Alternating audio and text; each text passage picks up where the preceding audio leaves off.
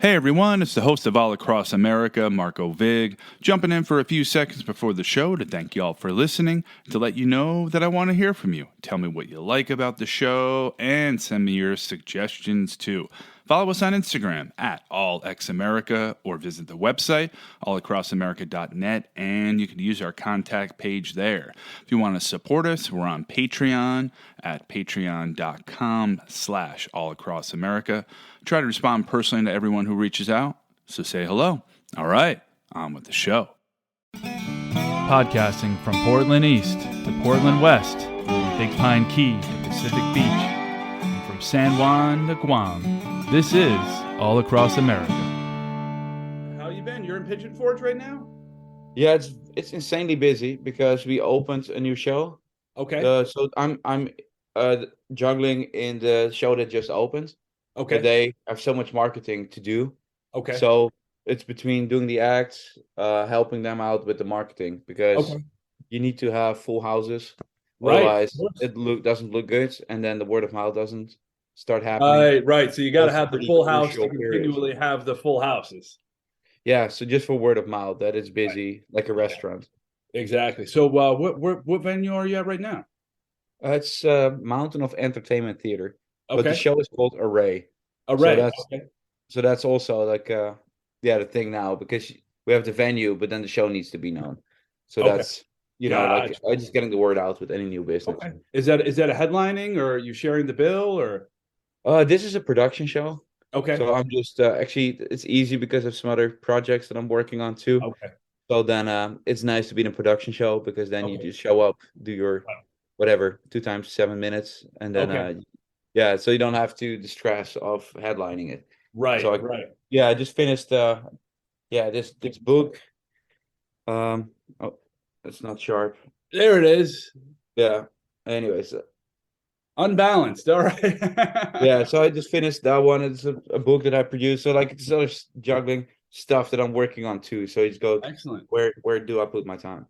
Yeah, I mean, you're traveling all over the country. I mean, you're at the state fairs, you're doing corporate gigs, cruise ship gigs. Are you still doing those? Like, how do you fit it all in? So like I still do those sometimes, but that's also nice with this production show, because it's good enough that I don't have to worry too much about the other projects. So you just can then cherry pick the other ones. Nice. And then it also gives me time throughout the day, because the theater is the same. My props are there. It's only 10 minutes from the house. That's nice. Yeah. So in that sense, then I have all morning and afternoon I have free for training and for these other projects. Right. To be like a regular person, to have that routine, have that schedule. I mean, I guess that's why everybody does the homestands in Vegas. It's you can be there a month or two. And you've done Vegas, right? You've done Myrtle Beach. Yes. Yeah. So in Myrtle Beach, I was with Charles Bach at his theater. So there I did my afternoon show. So that was one summer. And then I did Las Vegas. I was there in and out. I'm Jason Andrews. He's a really good magician. So one time I was there like 3 or 4 months. So just enough that I checked with all the Vegas headliners, the real guys, like, hey, have I worked Vegas, right? And they go, yeah, you have done that show, you have done that one for a week, you have done that one. Yeah, you have done it. I was like, okay. Yeah. Any work in Branson, Missouri? I've never been there. Really? But now it's also Pigeon Forge and Branson. They're kind of similar, but now Branson is kind of going down. Really? And what I heard from all the other people, but Pigeon Forge is definitely growing like crazy. It really? Okay. It's like we have 14 million tourists annually. Wow. Okay. And Las Vegas had 20 million. Get out of here. It's just insane now here. Wow. I mean, the thing is about Pigeon Forge is that it's pretty easy to get to from a lot of parts of the country from the East Coast. Whereas Vegas, you can't really drive there unless you're living in California. But East Tennessee, I mean, you can get there in a day's drive from anywhere from Florida to New York, basically. Yeah. And you got everybody visiting the Smokies, so it makes perfect sense. Yeah, it's like now like on the highway, they're building another like a theme park and a Buc-ee's, and the project is $250 million. Oh wow, okay. So then we have 2 theme parks here too. So in that sense, even you go like, well, Orlando has so many, but then we have 2.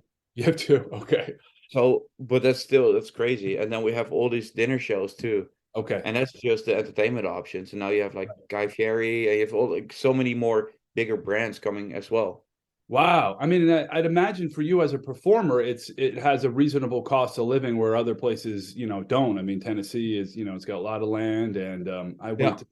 I went to school at Appalachian State in Boone, North Carolina, across the East Oh, Tennessee funny. line. So, I mean, it's lovely country. I know the area, and it's always great going back. And I mean, Dollywood's growing, and I think a lot of it has to do with Dolly Parton. I mean, she's just been so popular across cultures, across ages, demographics.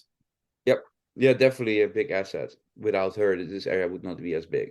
So, have you ever met Dolly? Have you brought her up on stage? Spin some plates with you? One time, because the Comedy Barn was bought out by her theater company, Okay. so like then she meets all the employees every other year. Oh wow. Okay. So yeah, we met her. I met her then. So Oh yeah, great, great. she does a photo with every employee and all this Oh stuff. wow. Okay. All right. So you got your Dolly Parton photo. Yeah, Is she which as is funny. tiny as they say? She's like what, five, all of 5 feet. Yeah, it's pretty. Yeah, but it's so funny. Like on her birthday, then all the employees, then they all post their photo with her, Oh wow. which is probably super cool if you're not in this area. But Right. if you're in the city, then you go, okay, big Yeah, I deal, got one too.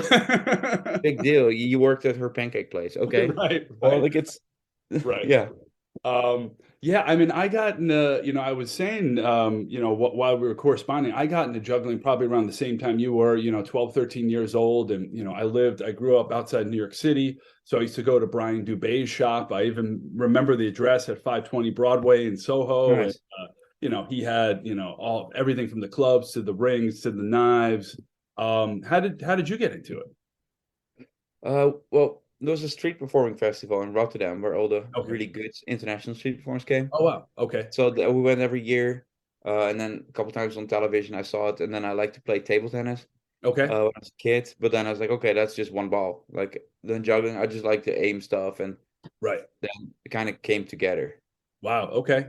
And had you thought about being a performer first, or was it more about the juggling? Because you had gone to the street performance. I mean, you've got mimes, you've got jugglers, magicians, I don't know, acrobats, whatever. I mean, was it the performance in your mind, or is it more the juggling led to being a performer?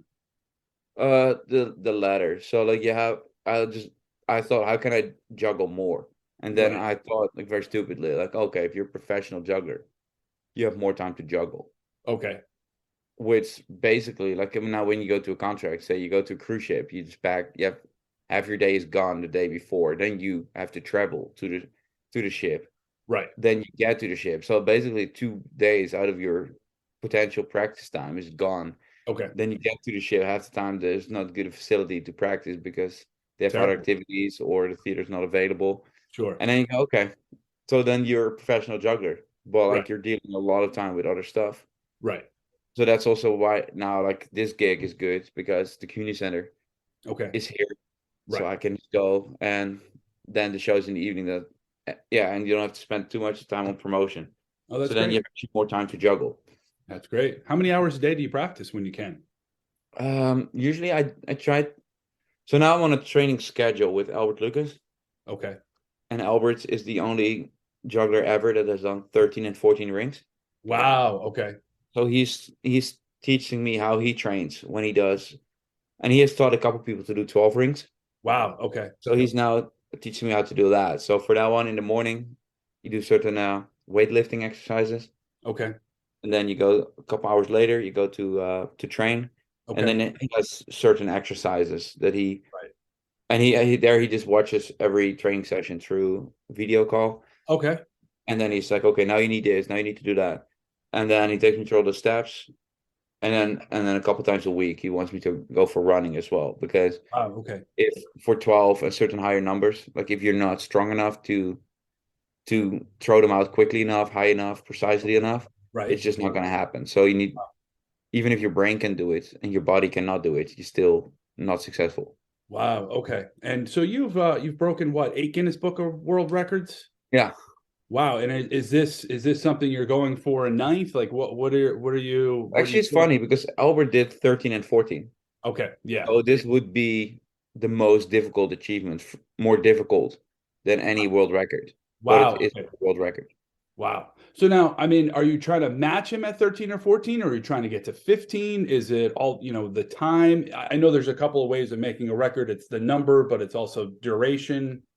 Well, so with the training methods that he teaches, I could go to 13 or 14, Okay. but then that will probably be another 2 or 3 years of, Wow.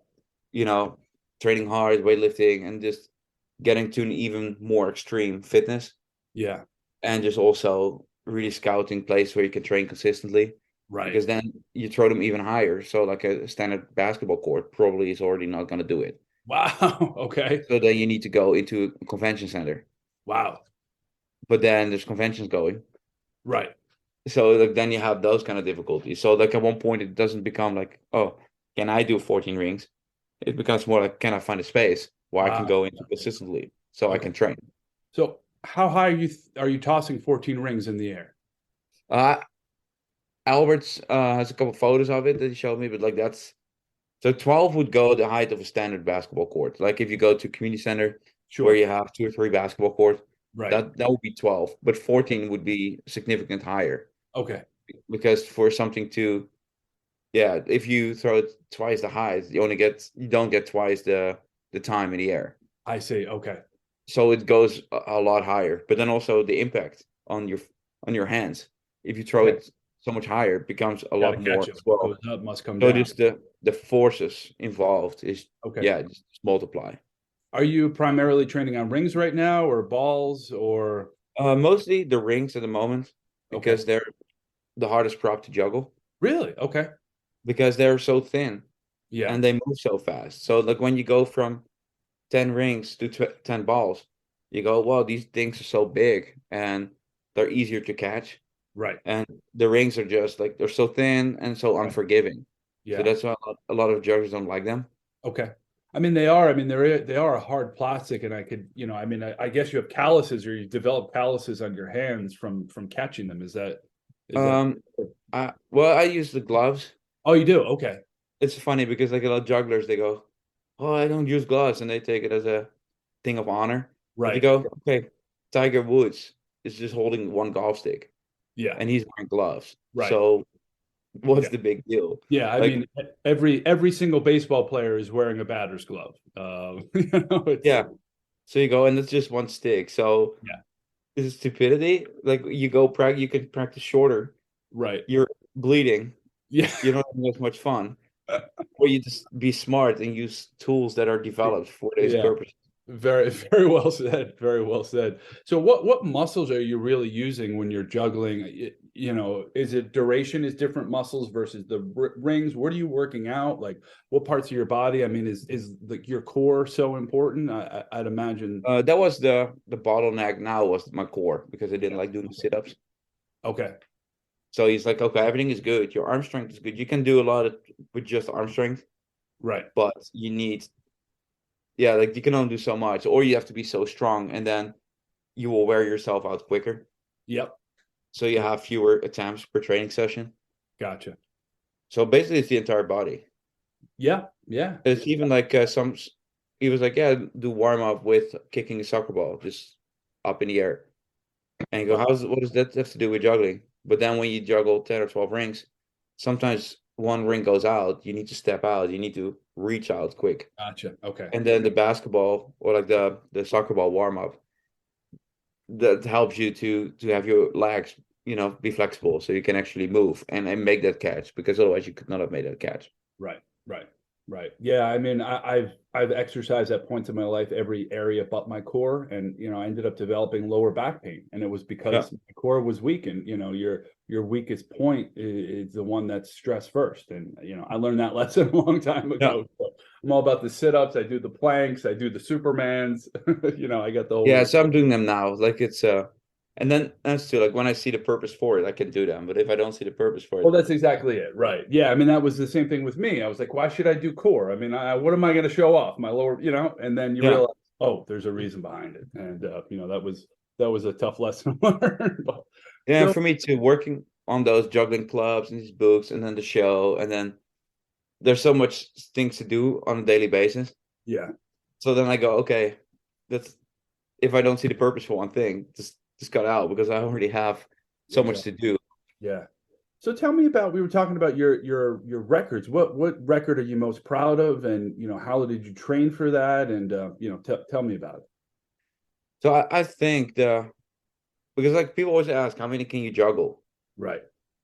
So like I think that's natural. So like if you have so for example if you do most rolls of a basketball on your arm or most tosses of a Diablo around your arm in a Right. minute, it's a Guinness World Record, but it's not people okay, that's cool, but Yeah. like it's not the thing that they're most interested in. So like I did 14 shaker cups, Oh wow. Okay. and so that's the most. So that's the natural people go, okay, how far can you jump? How fast can you run? Right. How many can you juggle? He's like, well, this is the most juggled in this kind of prop. Right. So that's the most natural. So you go, that's cool. Yeah. So Uh, that's yeah, I think that's the most natural. So that's more like an A level record. And then okay. yeah, now I think Guinness World Records is opening a lot of categories because they're a business too. Right. Okay. They used to be like a scientific reference place, but Sure. they lost that status. Okay. So now they're more like a business for, you know, crazy stuff or just like, weird stuff, and they capitalize on that. So it's a Okay. different structure, different status. Okay. But like yeah, so now they open up more categories. Like Okay. how can you juggle three chainsaws on a rollerbola? Can you juggle three knives on a rollerbola? Can you juggle Right. three cookies on a rollerbola? And it's not so it's like, okay, how many objects you juggle on a rollerbola, or just how the longest of juggling three objects and pick Right. the object that you want. But Okay. they split it up. So then also just with that one trick, suddenly you'll have multiple record holders. I gotcha. Okay. So do you hold the world record for juggling chainsaws on a, on a... No, I did. But then you go also like at one point you realize that you could if you Right. train for it. Right. And then there's so many categories, you go, okay, if I work towards this one goal, Sure. Yeah. Well, then that's exactly it. then Yeah. I can achieve it because there's so many categories. If you go like, okay, I want to have a world record with Right. Guinness, there's so many categories. But then if you go, I want to be one of the 12 people ever to have done 12 rings, then you go, Right. okay, that's just more like a natural given thing, and it's not Sure. like a marketer that came up with that Right. structure. Right. So you would be the 12th of 12. Yeah, fingers crossed. Yeah. All right, excellent, excellent. That's amazing. Yeah, I mean the Guinness book. It's I mean I remember reading it as a kid, and do you get like special certificates? Do you get like a pint of beer after you break it, or were there people in attendance, like from representatives of the Guinness book? Was it at a festival?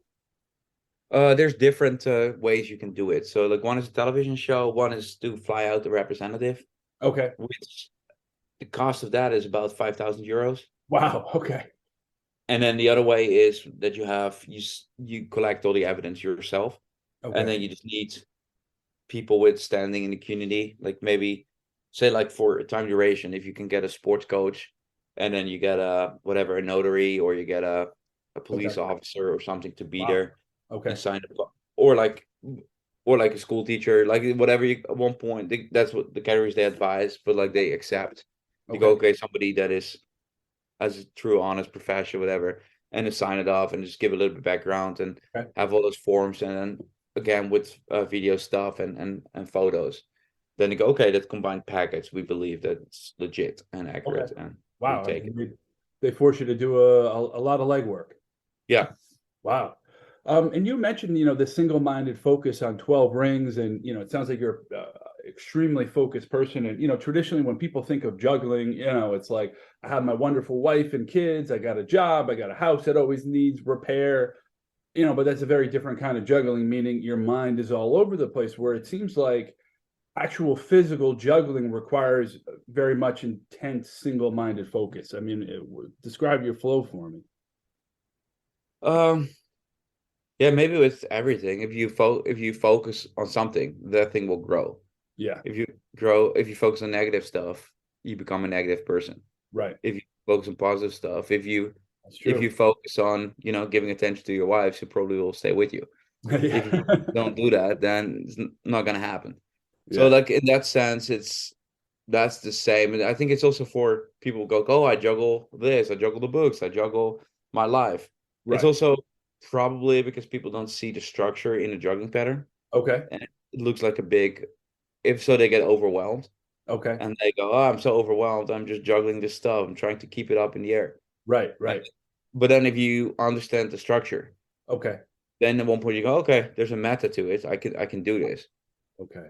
And maybe that's too with your with your life too. If you feel overwhelmed and you have Right. no control, it's kind of sucks. And but at one point, if you're professional, you know the systems behind it. Right. Okay. You have more control, and then you can also determine the outcome. Gotcha.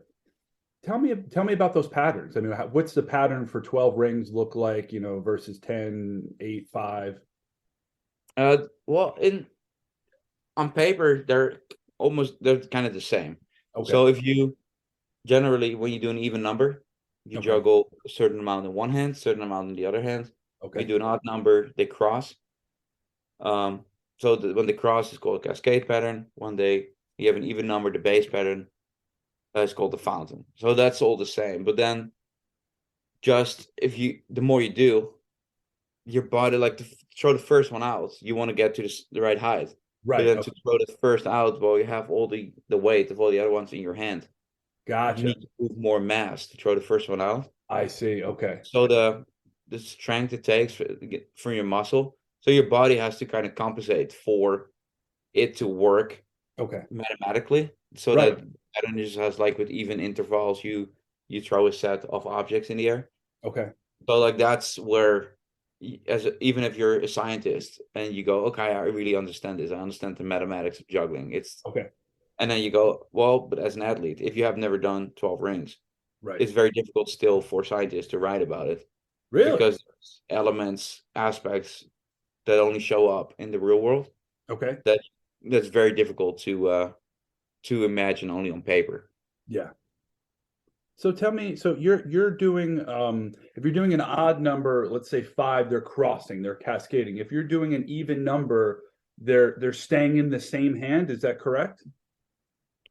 Or do Um, they cross? yeah, so basically if you for example, you every number, every object, you give it a number. Okay. So you have three balls. Right. And then just you write down like 1, 2, 3, 1, 2, 3, because that's how you process the throws. Like I see. throw ball number one, you throw ball number two, you both throw ball number three. Well done. The first one comes down. Right. And then so if you write it down 1, 2, 3, 1, 2, 3, 1, 2, 3, and above it you write left, right, left, right, left, right. I So see. that's Okay. how your hands move. So you'll Okay. see when you just have that very simple stream of data, that ball number one goes from your left hand to your right hand. Okay. Um, so if you want to do that the same with an even amount of objects, so you Okay. don't want to have any gaps in between the throws, you just move your Right. hands 1, 2, 1, 2, 1, 2. Okay. If you do it with four, you'll see that because it's even. Ball number one stays in the same hand. Okay. Left, right, 1, 2, 3, 4, 1, 2, 3, 4. So both. Right.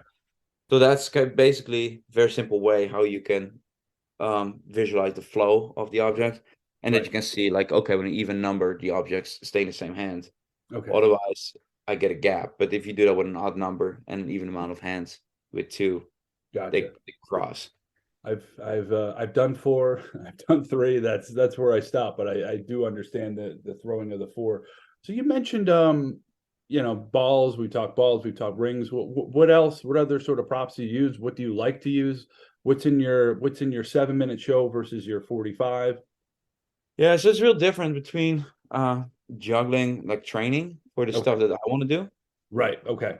and then a commercial product like your act, Gotcha. Okay. the stuff that people want to see.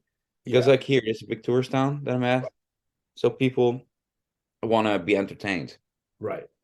So it's yeah. So you go, okay, so what are they entertained by? Right. Well, they always think knives, stuff with volunteers, add in some jokes. Okay. So it's yeah. So you just make it like an entertaining package, Okay. and that's your show. But like it's interesting too. Like the more objects you juggle, the more objects you need to track. So the more it's just more difficult to juggle more objects. So if Right. you're really good, if you can juggle 10 objects Yeah. and you do 5 objects in your show, the data that you have to go through to juggle 10 objects, you have to track 10 objects, you have to be so much more fit Okay. than you have to do with 5. So if I do 5 in a show, that's why sometimes doing the show is not that exciting because it's so easy. Wow. Okay. Compared like the techno aspect. If I have to juggle 3 knives, yeah, like it's very exciting for the audience because the show aspect of it is it's there. They go, wow, this guy's juggling knives, and then you have the jokes. You can be, but for me, it's like I'm tracking 3 objects, and it doesn't really matter that it's 3 balls or 3 knives because my skill set is at 10 or now close towards 12. Right. So the 3 is just very basic. Gotcha. Okay. But then if you do 5 knives or something, you don't have the flow in your act where you can deliver all the jokes. I see. Okay. Yeah. So you just really look at it. Okay, I have 7 minutes of stage time where I want to entertain the audience to the max. Yeah. With my skill set and the theater lights, the costumes, the comedy, the joke. Right. So the juggling just only becomes one aspect for it. So that's when you're actually juggling, when you're doing the stage act, when you are doing the comedy and you're doing the juggling and you're doing the presentation. That's what I feel like. That's the pay time. Yeah. But that's when I'm delivering the product. That's why I've morphed this isn't just one outlet to capitalize. Gotcha. On the stuff that I train all the time. Well, I mean, it shows you why you've become so good is that, I mean, you're not only doing this as a profession, you're doing it in your free time. I mean, you're pursuing, greatness, in the Guinness Book of World Records and on the world stage in juggling, but also doing this, live every night. So, pretty impressive. Yeah, it's the cool thing is just like right now, like, working toward this 12 rings, and then the show is almost an interruption because for me too, like the outlet is like studying this juggling history, so developing those props, and the show is just one aspect where I can show my juggling. But then the core is really, I think, like the more technically good you are, the easier it is to use in other areas. Gotcha. So tell me more about the book Unbalanced. That was real cool because so the International Jugglers Association. We have a publication. First it was like a print magazine. Now it's just online. But when it was a print magazine years and years ago, there was one weird letter that somebody found, and it was from an Australian juggler that died in 1904, and he got a criminally charged, so that he got the death sentence. Wow! And that letter he wrote the night before his execution, and it was like to a publishing company in London that was going to publish his juggling book. And he was like, "Oh, it was so great to it was so great to meet you guys. Don't expect to hear from me because this is what happened to me when I got back to Australia." Wow! And it was like quite bizarre. So then it stuck with me all those years, and then with an author from Australia that had an interest in juggling as well, and a theater guy. So we researched that story, went to the State Library, he went to the museum, like the prison where there's now a museum. So he looked at all the spots, the jail cell where he was kept and all that stuff. And then met the granddaughter. Then we came to this book. So that was 2 years in the making. So it's like Unbalanced, the rise and fall of Anglo the Juggler. Murder, marriage, mystery. It's not an easy juggling act. In May 1903, Thomas Anglo Horton was the cover story for London's most influential and popular magic magazine. 1 year later, he was dead. Then in 1907, Hamleys of London published The Art of Modern Juggling. It's the first world publication on the subject, and Anglo is supposed to be the author. Not only was Australia's greatest juggler rotting away in an unmarked grave by the time the book came out, it was widely known that he couldn't spell a word of 4 letters. And how does an illiterate juggler, 3 years gone, author of a groundbreaking book? So that's why this book is about. It's a true crime historical fiction book. Wow! All right, excellent. Looks like a little something there for everybody. Without giving too much away, I mean, he was convicted of murder. He murdered somebody. I presume this is so his first wife passed away 2 days before he came back to Australia after his tour to the UK. Then he remarried real quick, and his second marriage was a disaster. And So that went really, really bad. I see. And that's how it ended up in jail. And that's why he got a death sentence later on. Wow. Okay. All right. Well, that's great. You also have a YouTube channel as well? Yes. So that's just my name, Niels Duinker. And if you want to learn how to juggle, the most popular videos on my YouTube channel are Great. learn how to juggle videos that I have up there. So you can learn how to juggle 3 balls, see all the stuff that we spoke about between the odd numbers, even numbers, and learn how to juggle is there. And remind us where you're performing and how what nights of the week? Every 6 nights a week? 6 nights a week. I'm in Pigeon Forge, right on the Parkway in Tennessee, and it's Array, and it's at the Mountain of Entertainment Theater, and it's a variety show with live bands, singers, dancers, aerial acrobats, hand balancing act, and I do the comedy juggling act. Excellent. Well, Niels, it's been great having you on the show, and hopefully folks will come out to see your show and, visit Dollywood, visit Tennessee, and thanks again for joining us. Thank you so much. All right.